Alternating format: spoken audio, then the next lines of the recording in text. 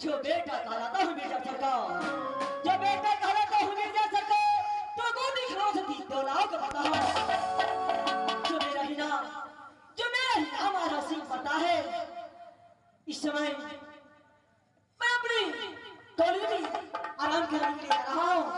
आगे जो होगा देखा जाएगा।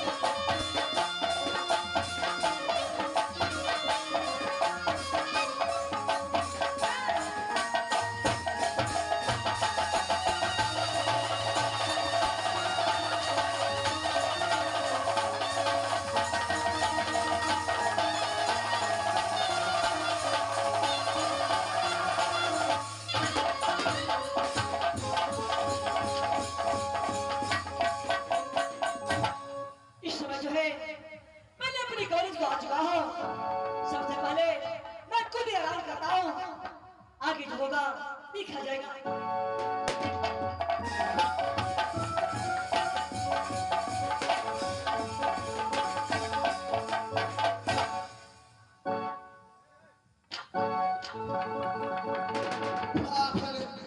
कॉलेज तो और बढ़िया बन गए।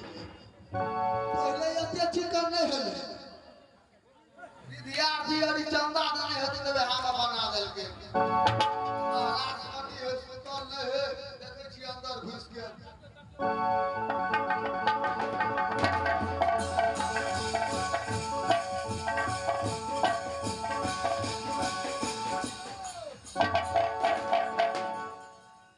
मिलन भैया सबसे पहले बताइए राज सोनी को कैसा कुशल है? और बढ़िया है। इस समय राज सोनी को क्या खबर लेके आए हो?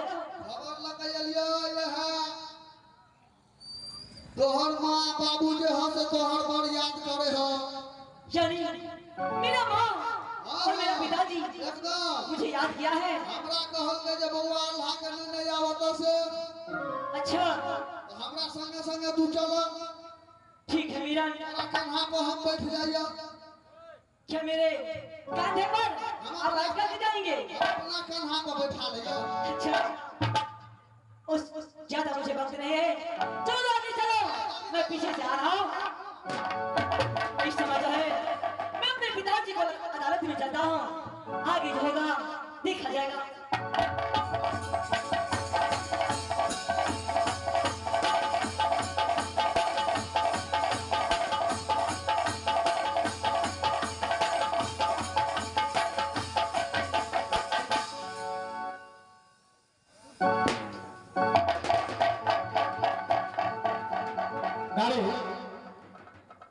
अरे टमाटर लाल को भेजा ने तेरा देर कहाँ पर लगा दिया? अभी तक लौट करके नहीं आया है। स्वामीनाथ आते होंगे मंत्री साहब। ठीक है, थोड़ा देर इंतजार करो, देखो आता है कि नहीं आता है।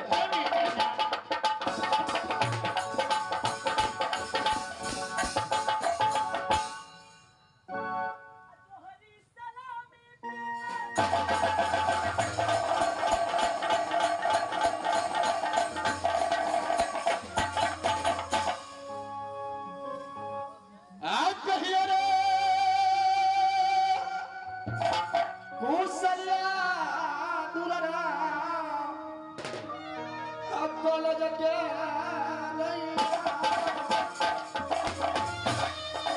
बेटा अरे कॉलेज में सही तरीके से पढ़ाई करता है कि नहीं करता है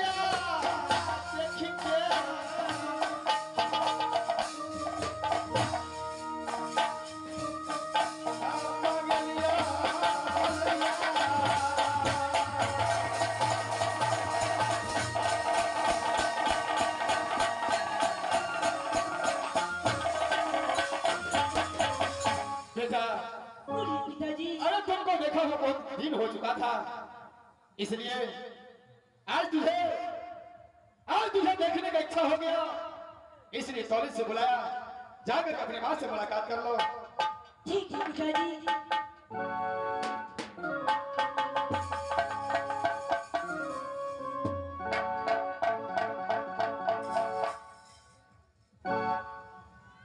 बेटा बोली माँ कॉलेज में कैसे रहते हो पुत्र?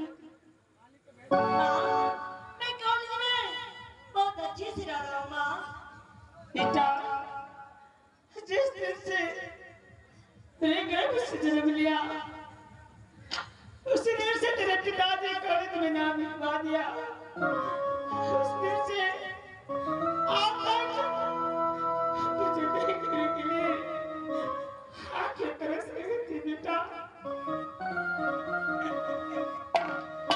अब तो हमें देखना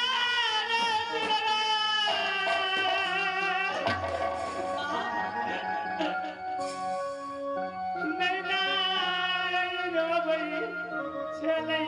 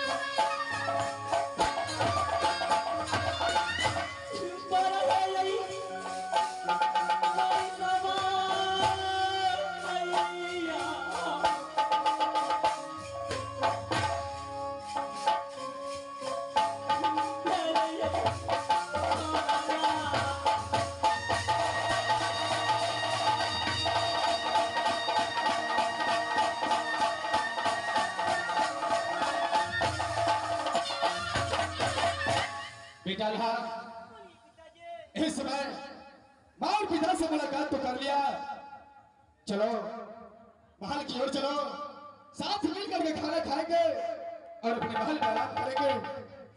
क्यों नहीं पिताजी, यहाँ से सिर चलिए पिताजी। चलो बेटा।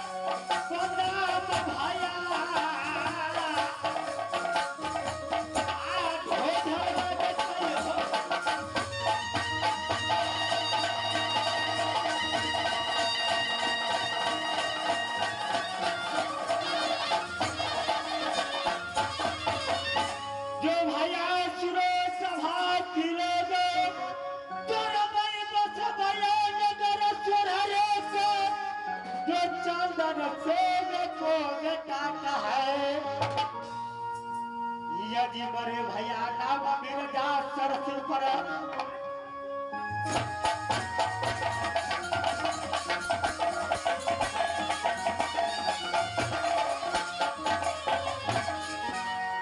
साजिला तो बात हो राज सोहरी को जो वही चंदन सिंह को बेटा कहे जो खास से नामो राज सोहरी को यज्ञ में दो भाई को भैयारी